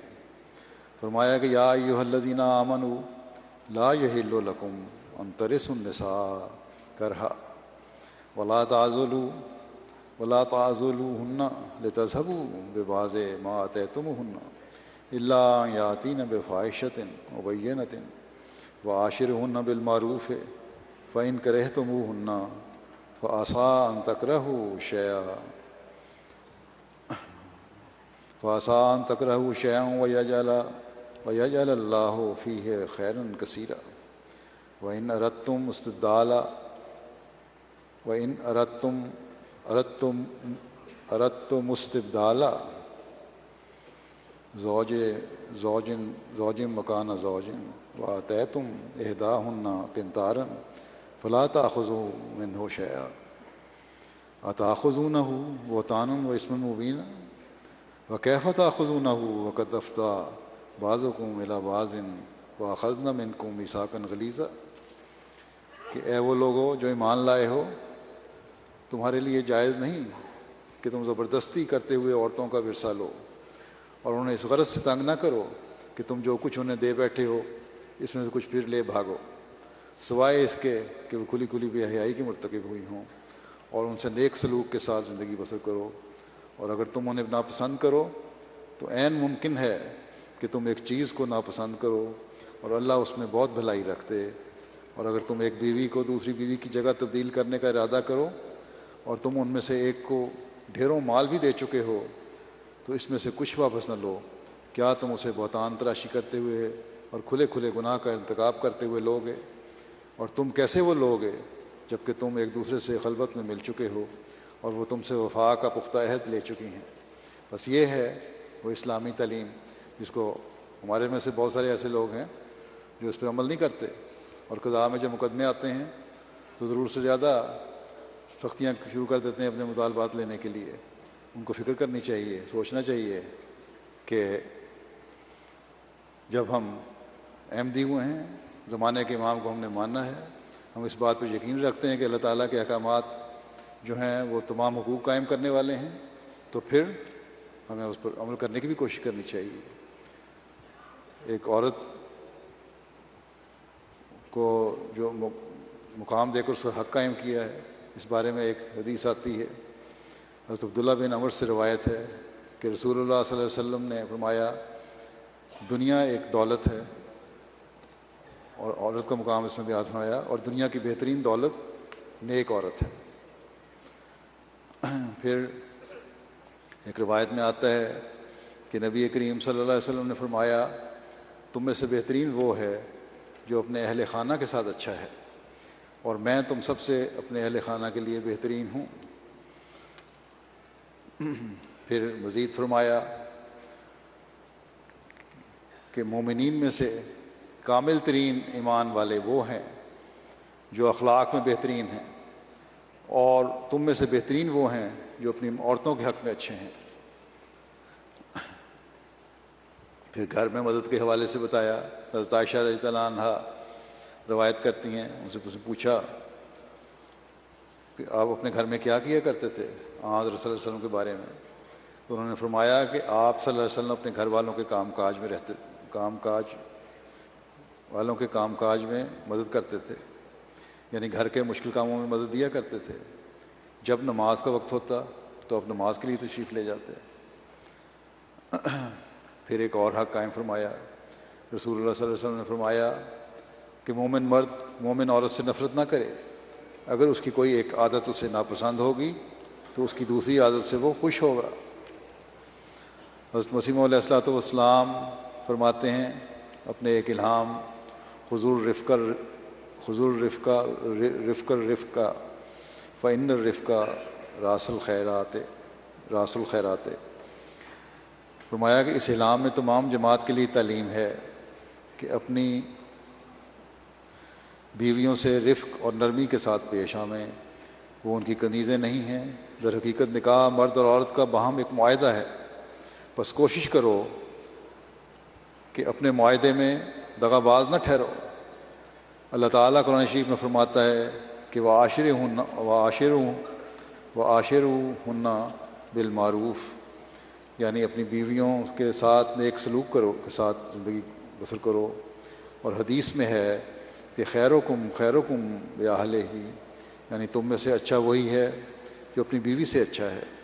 سو روحانی اور جسمانی طور پر اپنی بیویوں سے نیکی کرو، ان کے لیے دعا کرتے رہو، اور طلاق سے پرہیز کرو، کیونکہ نہایت بد خدا کے نزدیک وہ شخص ہے جو طلاق دینے میں جلدی کرتا ہے۔ جس کو خدا نے جوڑا ہے اس کو ایک گندے برتن کی طرح جلد مت توڑو۔ اور ہمیں بھی بعض دفعہ یہاں کے حالات کی وجہ سے یا دنیا کی لپیٹ میں آنے کی وجہ سے، دنیا سے متاثر ہو کر جماعت کے اندر بھی طلاق کے جو تعداد ہے وہ بڑھ رہی ہے۔ اس طرح ہمیں توجہ کرنی چاہیے، غور کرنا چاہیے، ذرا ذرا سی باتوں پر لڑائی جھگڑے نہیں ہونے چاہیے۔ یہاں تو یہ جو حق قائم کرنے کی باتیں کرتے ہیں، یہ تو بیویوں کے حقوق ادا نہیں کرتے اور ان سے انصاف نہیں کرتے، اور نہ صرف یہ ہے کہ انصاف نہیں ہے بلکہ خیانت کرتے ہیں ان کے ساتھ تعلق میں، دوستیاں بنائی ہوتی ہیں۔ اس لیے یہاں عمومی طور پر ان ملکوں میں 60 سے 70% جو شادیاں ہیں وہ ٹوٹ جاتی ہیں، طلاقوں تک ان کی نوبت آ جاتی ہے۔ بس اگر صحیح حق ادا کیے جائیں ایک دوسرے کے، خاوند بیوی کی کرے اور بیوی خاوند کرے، تو کبھی اس حد تک نوبت نہ آئے، لیکن اس طرف ان کی توجہ نہیں۔ توجہ ہے تو ذرا ذرا سی چھوٹی چھوٹی باتوں پر جو بہودگیوں کے علاوہ کچھ نہیں ہے۔ پھر بہن بھائیوں کے حقوق ہیں، تو اس بارے میں اللہ تعالیٰ فرماتا ہے قال رب اغفر لی ولأخی وادخلنا فی رحمتک وانت ارحم الراحمین۔ اس نے کہا کہ اے میرے رب مجھے بخش دے اور میرے بھائی کو بھی، اور ہمیں اپنی رحمت میں داخل کر، اور تو رحم کرنے والوں میں سے سب سے بڑھ کر رحم کرنے والا ہے۔ یعنی اپنی لیے دعا کی ہے تو اپنے بھائی کے بھی دعا کرنی چاہیے۔ پھر بہن بھائیوں کے حق کی ادائیگی کے لیے حسن ظن کی ضرورت ہے، اس لیے فرمایا کہ یا ایھا الذین آمنوا اجتنبوا، یا ایھا الذین آمنوا اجتنبوا کثیرا من الظن ان بعض الظن اسم ولا تجسسوا ولا یغتب بعضکم بعضا ولا یغتب بعضکم بعضا ایحب احدکم ان یاکل لحم اخیہ میتا فکرہتموہ واتقوا اللہ ان اللہ تواب الرحیم۔ کہ اے لوگوں جو ایمان لائے ہو، ظن سے بکثرت اجتناب کیا کرو، یقیناً بعض ظن گناہ ہوتے ہیں، اور تجسس نہ کیا کرو، اور تم میں سے کوئی کسی دوسرے کی غیبت نہ کرے۔ کیا تم میں سے کوئی یہ پسند کرتا ہے کہ اپنے مردہ بھائی کا گوشت کھائے؟ بس تم اس سے سخت کراہت کرتے ہو، اور اللہ کا تقوی اختیار کرو، لیکن اللہ بہت توبہ قبول کرنے والا اور بار بار رحم کرنے والا ہے۔ ایک حدیث میں آیا ہے، حضرت صلی اللہ علیہ وسلم نے فرمایا کہ تم میں سے کوئی مومن نہیں ہوتا جب تک کہ وہ اپنے بھائی کے لیے وہ پسند نہ کرے جو اپنے لیے پسند کرتا ہے۔ پھر ایک روایت میں آیا ہے کہ رسول اللہ صلی اللہ علیہ وسلم نے منع فرمایا ہے کہ شہری غیر شہری کے لیے بیع کرے، اور تم دھوکہ دینے کے لیے آپس میں قیمت نہ بڑھاؤ۔ بعض دفعہ کاروبار کرتے ہیں، چیز خریدنے کے لیے قیمتیں بڑھا دیتے ہیں، فرمایا اس کے لیے قیمت نہ بڑھاؤ، اور کوئی شخص اپنے بھائی کے سودے پر سودا نہ کرے، اور اپنے بھائی کے پیغام نکاح پر پیغام نکاح نہ دے، اور کوئی عورت اپنی بہن کی طلاق طلب نہ کرے اس نیت سے کہ اس کے برتن میں جو کچھ ہے وہ خود انڈیل لے، یعنی اس کو وہاں سے طلاق دلوا دے اور خود پھر اس شخص سے شادی کر لے، اس نیت سے نہ ہو کبھی۔ پھر آپس کے تعلقات بہتر رکھنے کے لیے حق کی ادائیگی ہے۔ ایک روایت میں آتا ہے کہ رسول اللہ صلی اللہ علیہ وسلم نے فرمایا کہ آپس میں بغض نہ رکھو، اور نہ حسد کرو، اور نہ ایک دوسرے کی غیبت کرو، اور اللہ کے بندو آپس میں بھائی بھائی ہو جاؤ، اور کسی مسلمان کے لیے جائز نہیں کہ وہ اپنے بھائی سے 3 دن سے زیادہ قطع تعلق رکھے۔ حضرت مسیح موعود علیہ الصلوۃ والسلام فرماتے ہیں تم آپس میں جلد صلح کرو اور اپنے بھائیوں کے گناہ بخشو، کیونکہ شریر ہے وہ انسان کہ جو اپنے بھائی کے ساتھ صلح پر راضی نہیں، وہ کاٹا جائے گا کیونکہ وہ تفرقہ ڈالتا ہے۔ تم اپنی نفسانیت ہر ایک پہلو سے چھوڑ دو اور باہمی ناراضگی جانے دو، اور سچے ہو کر جھوٹے کی طرح تظلل کرو تا تم بخشے جاؤ۔ نفسانیت کی فربہی چھوڑ دو کہ جس دروازے کے لیے تم بلائے گئے ہو اس میں سے ایک فربہ انسان داخل نہیں ہو سکتا۔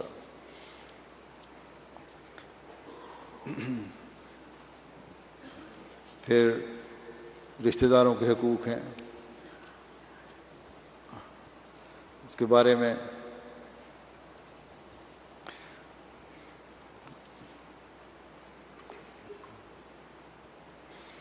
پہلے بھی بیان ہو چکا ہے، جو اللہ تعالیٰ نے فرمایا اس میں رشتہ داروں کے حقوق بھی آ جاتے ہیں کہ وَاعْبُدُوا اللَّهَ وَلَا تُشْرِكُوا بِهِ شَيْئًا وَبِالْوَالِدَيْنِ إِحْسَانًا وَبِذِي الْقُرْبَى وَالْيَتَامَى وَالْمَسَاكِينِ وَالْجَارِ ذِي الْقُرْبَى والجار الجنوب والصاحب بالجنب وابن السبیل وما ملکت ایمانکم ان اللہ لا یحب من کان مختالا فخورا، کہ اللہ کی عبادت کرو اور کسی چیز کو اس کا شریک نہ ٹھہراؤ، اور والدین کے ساتھ احسان کرو، قریبی رشتہ داروں سے بھی اور یتیموں سے بھی اور مسکین لوگوں سے بھی اور رشتہ دار ہمسایوں سے بھی اور غیر رشتہ دار ہمسایوں سے بھی اور ہم جلیسوں سے بھی اور مسافروں سے بھی اور ان میں سے جن کے تمہارے دانے ہاتھ مالک ہوئے، یقیناً اللہ تعالیٰ اس کو پسند نہیں کرتا جو متکبر اور شیخی بگاڑنے والا ہے۔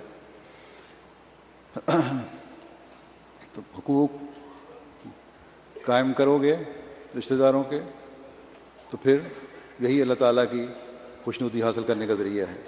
رسول اللہ صلی اللہ علیہ وسلم نے فرمایا کہ جسے پسند ہو کہ اس کے رزق میں فراخی دی جائے یا اس کی عمر لمبی کی جائے تو اسے چاہیے کہ وہ صلہ رحمی کرے۔ ایک حقیقی مومن کی یہی خواہش ہوتی ہے کہ اللہ تعالیٰ کو راضی کرے اور جنت میں جائے۔ اس بارے میں ایک روایت میں آتا ہے کہ رسول اللہ صلی اللہ علیہ وسلم نے فرمایا کہ قطع رحمی کرنے والا جنت میں داخل نہیں ہوگا، جو غریب اپنے رشتہ داروں کا خیال نہیں رکھتا وہ جنت میں داخل نہیں ہوگا۔ پھر ایک روایت میں آتا ہے کہ صلہ رحمی کرنے والا وہ نہیں ہے جو صرف بدلے میں صلہ رحمی کرے، بلکہ اصل صلہ رحمی کرنے والا وہ ہے جب اس سے قطع رحمی کی جائے تو وہ صلہ رحمی کرے۔ یہ حقیقی تعلق ہے جو اسلامی معاشرہ قائم کرنا چاہتا ہے۔ پھر ہمسایوں کے حقوق ہیں، یہاں بھی وہی آیت آ گئی والجار ذی القربى والجار الجنب والصاحب بالجنب وابن السبیل، رشتہ دار ہمسایوں اور بے تعلق ہمسایوں اور پہلو میں بیٹھنے والوں اور مسافروں، ان سب سے احسان کا سلوک کرو۔ حضرت صلی اللہ علیہ وسلم نے فرمایا کہ جبرائیل مجھے ہمسائے کے بارے میں اس طرح کثرت سے تاکید کرتے رہے کہ مجھے گمان ہوا کہ وہ اس کو وراثت میں شریک نہ کر دیں۔ پھر ایک روایت میں آتا ہے کہ حضرت صلی اللہ علیہ وسلم نے فرمایا کہ اللہ کی قسم وہ مومن نہیں، اللہ کی قسم وہ مومن نہیں، اللہ کی قسم وہ مومن نہیں۔ عرض کیا گیا کون یا رسول اللہ؟ فرمایا وہ شخص جس کا ہمسایہ اس کے شر سے محفوظ نہ ہو۔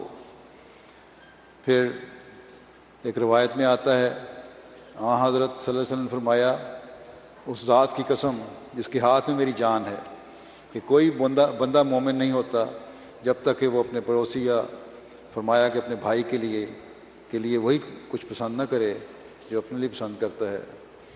حضرت مسیح موعود علیہ السلام فرماتے ہیں کہ جو شخص اپنے ہمسایہ کو ادنا خیر سے محروم رکھتا ہے وہ میری جماعت میں سے نہیں ہے۔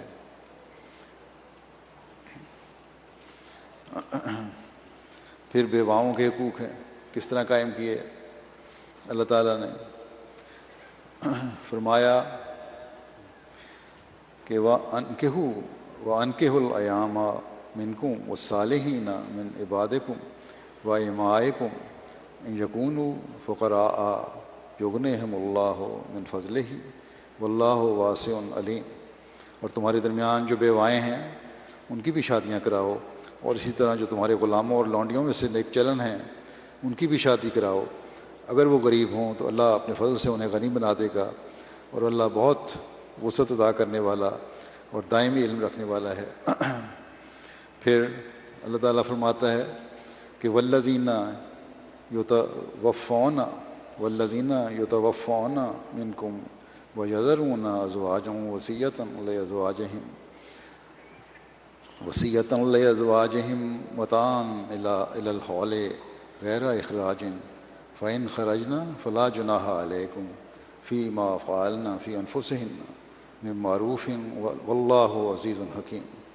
اور تم میں سے جو لوگ وفات دیے جائیں اور بیویاں پیچھے چھوڑ رہے ہوں ان کی بیویوں کے حق میں یہ وصیت ہے کہ وہ اپنے گھروں میں 1 سال تک فائدہ اٹھائیں اور نکالی نہ جائیں۔ ہاں اگر وہ خود نکل جائیں تو تم پر کوئی گناہ نہیں اس بارے میں جو وہ خود اپنے متعلق کوئی معروف فیصلہ کریں، اور اللہ کامل غلبے والا اور صاحب حکمت ہے۔ بس یہ بیوہ کا حق دیا گیا ہے۔ ایک حدیث میں آتا ہے کہ حضرت صلی اللہ علیہ وسلم نے فرمایا کہ بیواؤں اور مسکینوں کی خاطر محنت اور دوڑ دھوپ کرنے والا اللہ کے راستے میں جہاد کرنے والے کے برابر ہے، یا رات بھر عبادت اور دن کو روزے رکھنے والے کے برابر ہے۔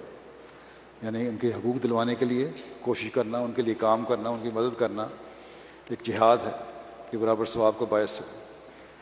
پھر بوڑھوں کے حقوق ہیں، یہ کس طرح قائم فرمائے؟ ان کے بارے میں اللہ تعالیٰ فرماتا ہے کہ وَقَضَىٰ رَبُّكَ أَلَّا تَعْبُدُوا إِلَّا إِيَّاهُ بِالْوَالِدَيْنِ إِحْسَانًا إِمَّا يَبْلُغَنَّ عِندَكَ الْكِبَرَ أَحَدُهُمَا أَوْ كِلَاهُمَا فَلَا تَقُل لَّهُمَا أُفٍّ وَلَا تَنْهَرْهُمَا وَقُل لَّهُمَا قَوْلًا كَرِيمًا۔ یہاں والدین کے حقوق بھی آ گئے، اس میں بیان ہو گئے تھے پہلے، اس میں بوڑھوں کے لیے بھی حق قائم ہو گئے کہ ان کو ان کا اللہ تعالیٰ نے تیرے رب نے یہ فیصلہ صادر کر دیا ہے، تم اس کے سوا کسی کی عبادت نہ کرو اور والدین سے احسان کا سلوک کرو۔ اگر ان دونوں میں سے کوئی ایک تیرے پاس بڑھاپے کی عمر کو پہنچے یا وہ دونوں ہی آئیں تو انہیں اف تک نہ کہے اور انہیں ڈانٹ نہیں، اور انہیں نرمی اور عزت کے ساتھ مخاطب کر۔ حضرت صلی اللہ علیہ وسلم نے تو نمازوں تک میں بوڑھوں کے حقوق کا خیال رکھا۔ ایک روایت میں آتا ہے کہ ایک شخص آپ کی خدمت میں حاضر ہوا اور عرض کیا کہ میں عشاء کی نماز میں فلاں فلاں شخص کے طویل نماز پڑھانے کی وجہ سے شریک نہیں ہوتا۔ ابو مسعود کا بیان ہے کہ میں نے رسول اللہ صلی اللہ علیہ وسلم کو واعظ میں اس سے زیادہ غصے میں نہیں دیکھا۔ آپ صلی اللہ علیہ وسلم نے فرمایا کہ اے لوگو، ہم میں سے بعض وہ ہیں جو دوسروں کو بھگاتے ہیں، نفرت دلاتے ہیں، اس لیے تم میں سے جو شخص لوگوں کو نماز پڑھائے تو مختصر پڑھائے، اس لیے کہ ان میں مریض اور بوڑھے اور حاجت مند لوگ بھی ہوتے ہیں۔ لیکن مختصر کا یہ مطلب بھی نہیں ہے کہ صرف ٹکرے مار کے جلدی جلدی چلے جائیں، جس طرح بعض میڈیا پہ ہم دیکھتے ہیں غیر احمدی پڑھاتے ہیں کہ 10 منٹ میں ساری 8 رکعتیں تراویحوں کی پڑھا دیں یا 5 منٹ میں پڑھا دیں۔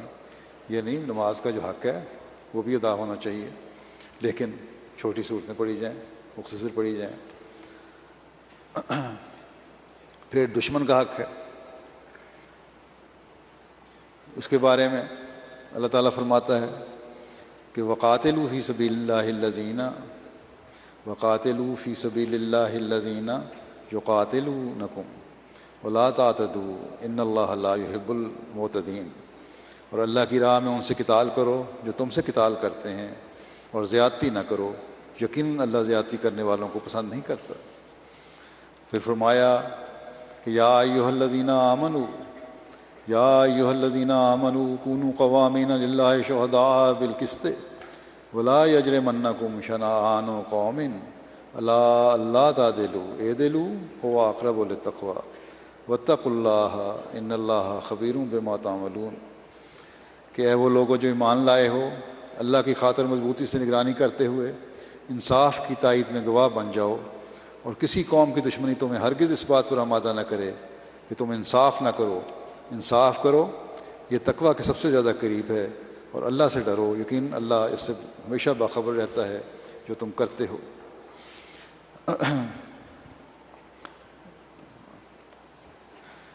حضرت صلی اللہ علیہ وسلم نے دشمنوں کے ساتھ کیا سلوک کیا؟ فتح مکہ کے بعد حضرت صلی اللہ علیہ وسلم نے خطاب کرتے ہوئے فرمایا کہ اے قریش کے گروہ، اللہ نے تمہاری زمانہ جاہلیت والی نخوت کو ختم کر دیا ہے اور اسے آباء و اجداد کے ذکر کے ساتھ عظمت دی ہے، اور تم لوگ آدم علیہ السلام کی اولاد، اور تمام لوگ آدم علیہ السلام کی اولاد ہیں، اور آدم مٹی سے پیدا کیے گئے تھے۔ پھر حضور صلی اللہ علیہ وسلم نے یہ آیت تلاوت فرمائی، یا ایھا الناس انا خلقناکم من ذکر و انثی وجعلناکم شعوبا وقبائل لتعارفوا کہ اے لوگو یقیناً ہم نے تمہیں نر اور مادے سے پیدا کیا اور تمہیں قوموں اور قبیلوں میں تقسیم کیا تاکہ تم ایک دوسرے کو پہچان سکو۔ بلا شبہ اللہ کے نزدیک تم میں سب سے زیادہ معزز وہ ہے جو سب سے زیادہ متقی ہے، یقین اللہ دائمی علم رکھنے والا ہے اور ہمیشہ باخبر ہے۔ اے قریش، تم مجھ سے کس قسم کے سلوک کی توقع رکھتے ہو؟ قریش نے کہا ہم آپ سے بھلائی ہی کی امید رکھتے ہیں، کیونکہ آپ کریم ابن کریم ہیں، ہمارے معزز بھائی اور ہمارے معزز بھائی کے بیٹے ہیں۔ ایک روایت یہ بھی ہے کہ سہیل بن عمر نے اس سوال پر کہا تھا کہ ہم اچھی بات کرتے ہیں اور آپ سے اچھی امید وابستہ کرتے ہیں، کیونکہ آپ ایک معزز بھائی اور ایک معزز بھائی کے بیٹے ہیں، اور اب آپ ہم پر قدرت بھی رکھتے ہیں۔ قریش کا یہ جواب سن کر رسول اللہ صلی اللہ علیہ وسلم نے فرمایا تو میں ویسے ہی کہتا ہوں جس طرح میرے بھائی یوسف نے کہا تھا کہ لا تثریب علیکم الیوم یغفر اللہ لکم وہو ارحم الراحمین۔ آج نعرہ تکبیر، محسن انسانیت، محسن انسانیت، رحمت للعالمین، رحمت للعالمین، اسلام احمدیت، غلام احمد کی، غلام احمد کی، نعرہ تکبیر۔ فرمایا جاؤ تم سب آزاد ہو۔ حضور صلی اللہ علیہ وسلم کا یہ فرمانا تھا تو لوگ ایسے نکلے جیسے وہ قبروں سے نکلے ہوں۔ بعد میں انہوں نے اسلام قبول کر لیا۔ حضرت مسیح موعود علیہ الصلوۃ والسلام فرماتے ہیں اس دشمن سے سلوک کے بارے میں ہی، لا یجرمنکم شنآن قوم علی الا تعدلوا اعدلوا هو اقرب للتقوی، یعنی دشمن قوموں کی دشمنی تمہیں انصاف سے مانے نہ ہو، انصاف پر قائم رہو کہ تقوی اسی میں ہے۔ اب آپ کو معلوم ہے کہ جو قومیں ناحق ستاویں اور دکھ دیں اور خون ریزیاں کریں اور تعاقب کریں اور بچوں اور عورتوں کو قتل کریں، جیسا کہ مکے والے کافروں نے کیا، اور پھر لڑائیوں سے باز نہ آویں، ایسے لوگوں کے ساتھ معاملات میں انصاف کے ساتھ برتاؤ کرنا کس قدر مشکل ہوتا ہے۔ مگر قرآنی تعلیم نے ایسے جانی دشمنوں کے حقوق کو بھی ضائع نہیں کیا اور انصاف اور راستی کے لیے وصیت کی۔ انجیل میں اگرچہ لکھا ہے کہ اپنے دشمنوں سے پیار کرو، مگر یہ نہیں لکھا کہ دشمن قوموں کی دشمنی اور ظلم تمہیں انصاف اور سچائی سے مانے نہ ہو۔ میں سچ سچ کہتا ہوں کہ دشمن سے مدارات سے پیش آنا آسان ہے، مگر دشمن کے حقوق کی حفاظت کرنا اور مقدمات میں عدل اور انصاف کو ہاتھ سے نہ دینا یہ بہت مشکل اور فقط جوان مردوں کا کام ہے۔ اکثر لوگ اپنے شریک دشمنوں سے محبت تو کرتے ہیں اور میٹھی میٹھی باتوں سے پیش آتے ہیں، مگر ان کے حقوق دبا لیتے ہیں۔ ایک بھائی دوسرے بھائی سے محبت کرتا ہے اور محبت کے پردے میں دھوکہ دے کر اس کے حقوق دبا لیتا ہے۔ مثلاً اگر ذمہ دار ہے تو چالاکی سے اس کا نام کاغذات بندوبست میں نہیں لکھواتا اور یوں اتنی محبت کہ اس پر قربان ہوا جاتا ہے۔ بس خدا تعالیٰ نے اس آیت میں محبت کا ذکر نہ کیا بلکہ معیار محبت کا ذکر کیا، کیونکہ جو شخص اپنے جانی دشمن سے عدل کرے گا اور سچائی اور انصاف سے درگزر نہیں کرے گا وہی ہے جو سچی محبت بھی کرتا ہے۔ پھر غلاموں اور لونڈیوں کا حق قائم کیا۔ اللہ تعالیٰ نے فرمایا کہ وَلْيَسْتَعْفِفِ الَّذِينَ لَا يَجِدُونَ نِكَاحًا حَتَّى يُغْنِيَهُمُ اللَّهُ مِنْ فَضْلِهِ وَالَّذِينَ يَبْتَغُونَ الْكِتَابَ مِمَّا مَلَكَتْ أَيْمَانُكُمْ فَكَاتِبُوهُمْ إِنْ عَلِمْتُمْ فِيهِمْ خَيْرًا وَآتُوهُمْ مِنْ مَالِ اللَّهِ الَّذِي آتَاكُمْ وَلَا تُكْرِهُوا فَتَيَاتِكُمْ عَلَى الْبِغَاءِ إِنْ أَرَدْنَا تَحَصُّنًا لِتَبْتَغُوا عَرَضَ الْحَيَاةِ الدُّنْيَا وَمَنْ يُكْرِهُنَّ فَإِنَّ اللَّهَ مِنْ بَعْدِ إِكْرَاهِهِنَّ غفور الرحیم۔ اور وہ لوگ جو نکاح کی توفیق نہیں پاتے انہیں چاہیے کہ اپنے آپ کو بچائے رکھیں یہاں تک کہ اللہ انہیں اپنے فضل سے مالدار بنا دے۔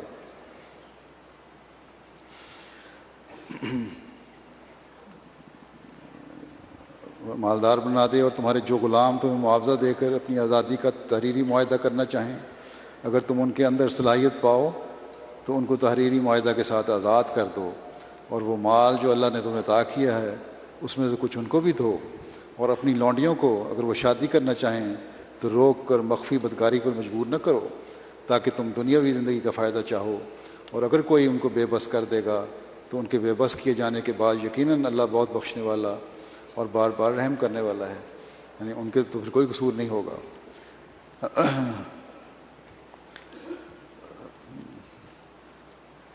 کہتے ہیں معرور بن سوید کہتے ہیں کہ میں نے حضرت ابو ذر غفاری کو دیکھا، انہوں نے نئے کپڑوں کا ایک جوڑا پہنا ہوا تھا اور ان کا غلام بھی ویسا ہی نیا جوڑا پہنے ہوئے تھا۔ ہم نے اس کے متعلق ان سے پوچھا تو انہوں نے کہا کہ میں نے ایک شخص کو گالی دی تو اس نے نبی کریم صلی اللہ علیہ وسلم سے میری شکایت کر دی۔ نبی کریم صلی اللہ علیہ وسلم نے مجھے فرمایا کہ کیا تم نے اس کو اس کی ماں کا طعنہ دیا ہے؟ پھر آپ صلی اللہ علیہ وسلم نے فرمایا تمہارے بھائی ہی تمہارے نوکر چاکر ہوتے ہیں جنہیں اللہ نے تمہاری ماتحت کر دیا ہے، اس لیے جس کا بھائی اس کے ماتحت ہو تو چاہیے کہ اس کو اسی کھانے میں سے کھلائے جو وہ خود کھاتا ہو، اور اسی کپڑے سے پہنائے جو خود پہنتا ہو، اور تم ان کو ایسے کاموں کی تکلیف نہ دیا کرو جو انہیں نڈھال کر دیں، اور اگر تم ان کو ایسے کاموں کی تکلیف دو جو ان پر گراں ہو تو ایسے کاموں میں ان کی مدد کیا کرو۔ پھر غیر مسلموں کے ساتھ سلوک کا معاملہ ہے تو اللہ تعالیٰ فرماتا ہے لا اکراہ فی الدین، لا اکراہ فی الدین قد تبین الرشد من الغی فمن یکفر بالطاغوت ویؤمن باللہ فقد استمسک بالعروۃ الوثقی لا انفصام لہا واللہ سمیع علیم۔ دین میں کوئی جبر نہیں، یقیناً ہدایت گمراہی سے کھل کر نمایاں ہو چکی ہے، بس جو کوئی شیطان کا انکار کرے اور اللہ پر ایمان لائے تو یقیناً اس نے ایک ایسے مضبوط کڑے کو پکڑ لیا جس کا ٹوٹنا ممکن نہیں، اور اللہ بہت سننے والا اور دائمی علم رکھنے والا ہے۔ پھر مذہبی رواداری کے بارے میں اللہ تعالیٰ فرماتا ہے ولا تسبوا الذین یدعون من دون اللہ ولا تسبوا الذین یدعون من دون اللہ فیسبوا اللہ عدوا بغیر علم کذالک زینا لکل امۃ عملہم ثم الی ربہم مرجعہم فینبئہم بما کانوا یعملون۔ اور تم ان کو گالیاں نہ دو جن کو وہ اللہ کے سوا پکارتے ہیں، ورنہ وہ دشمنی کرتے ہوئے بغیر علم کے اللہ کو گالیاں دیں گے۔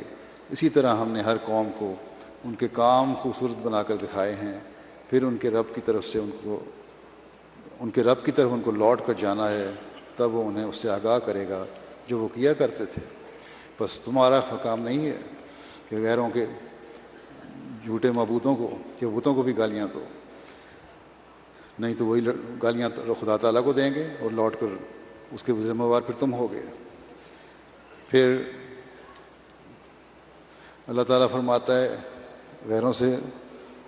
غیر مسلموں سے حسن سلوک کے بارے میں کہ لا ینہاکم اللہ عن الذین لم یقاتلوکم فی الدین ولم یخرجوکم من دیارکم ان تبروہم وتقسطوا الیہم ان اللہ یحب المقسطین۔ اللہ تمہیں اس سے منع نہیں کرتا جنہوں نے تم سے دین کے معاملے میں قتال نہیں کیا، اور نہ تمہیں بے وطن کیا کہ تم ان سے نیکی کرو اور ان سے انصاف کے ساتھ پیش آؤ، یقیناً اللہ انصاف کرنے والوں سے محبت کرتا ہے۔ ایک روایت میں آتا ہے کہ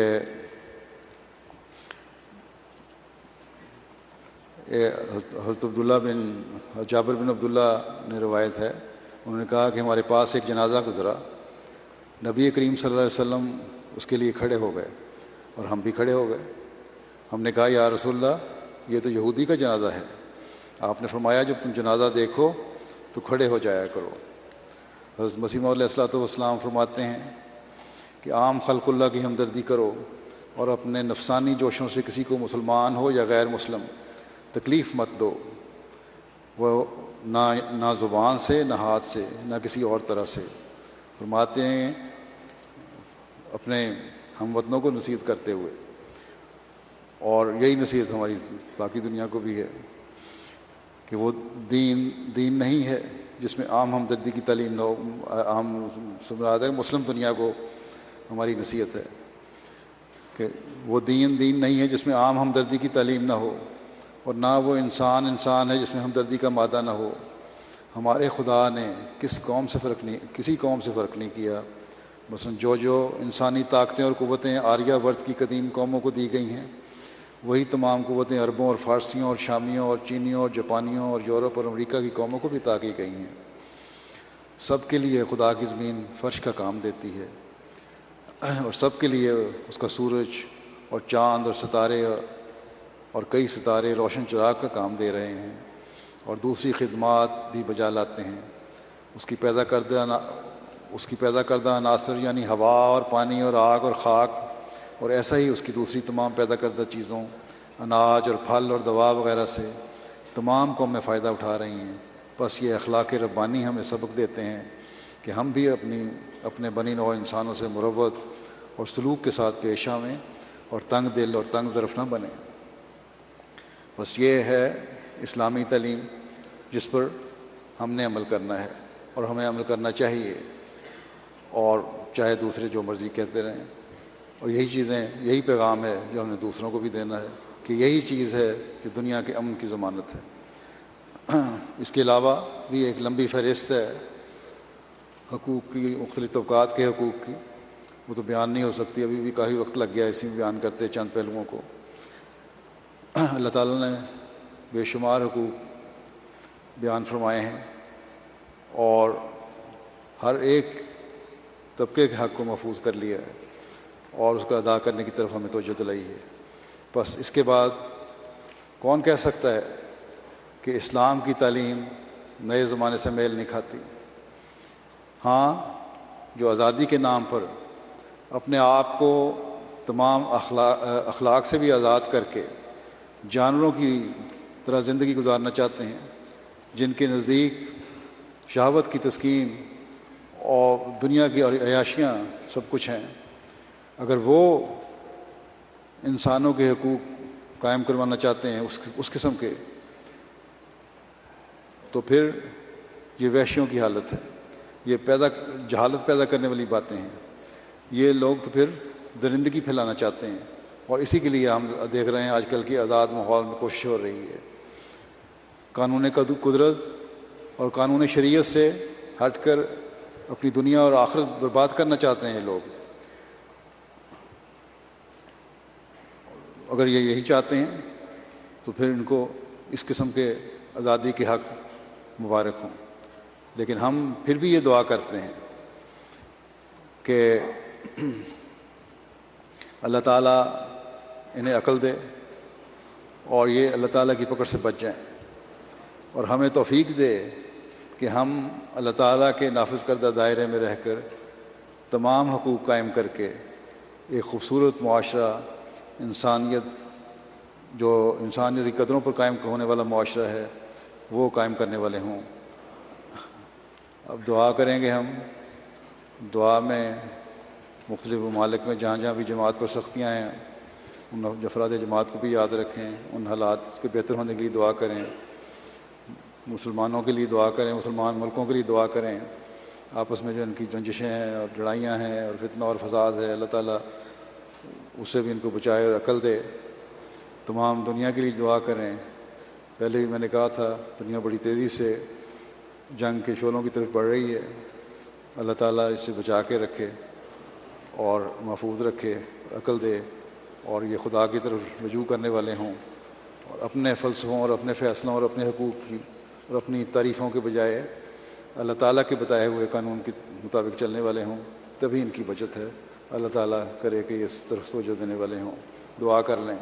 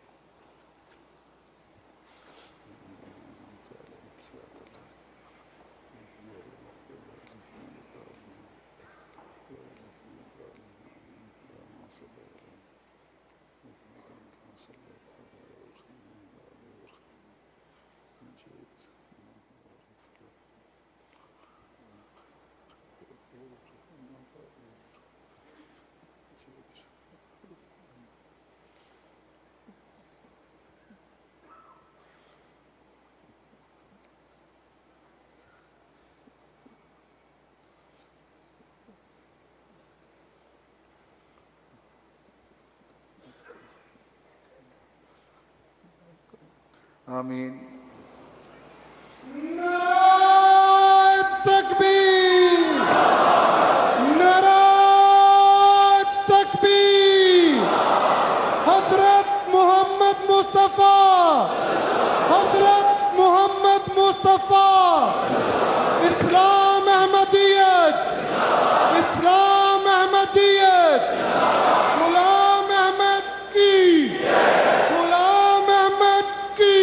خلافت احمدیہ، خلافت احمدیہ. حضرت امیر المومنین، حضرت خلیفۃ المسیح الخامس، حضرت خلیفۃ المسیح الخامس. جماعت احمدیہ عالمگیر، جماعت احمدیہ عالمگیر. جلسہ سالانہ یو کے، جلسہ سالانہ یو کے. نعرہ تکبیر. یہ حاضری کی جو رپورٹ ہے اس کے مطابق کل حاضری 39,829 ہے. 115 ممالک کی شمولیت ہے.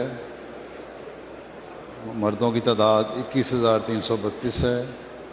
عورتوں کی تعداد 18,497 ہے. اور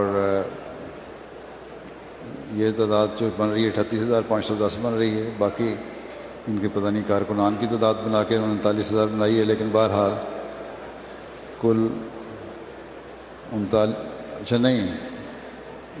38,510 گزشتہ سال کی حاضری تھی. اس سے پچھلے سال سے 1,300 حاضری زیادہ ہے. لیکن نعرہ تکبیر. جلسہ سالانہ یو کے، جماعت احمدیہ یو کے. نعرہ تکبیر. ہاں جی کچھ کہنا ہے؟